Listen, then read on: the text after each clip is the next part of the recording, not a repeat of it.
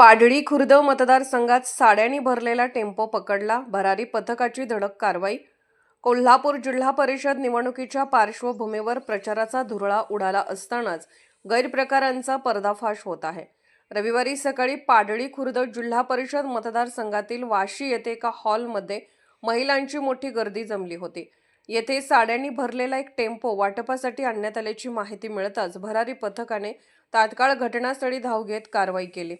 भरारी पथक दाखल होताच साड्यांचे वाटप थांबवण्यात आले असून जमलेल्या महिलांना रिकाम्या हातानेच घरी परतावे लागले. जिल्हा परिषद निवडणुकीच्या पार्श्वभूमीवर करण्यात आलेल्या या कारवाईमुळे निवडणूक प्रचारातील गैरप्रकार उघडकीस आला आहे.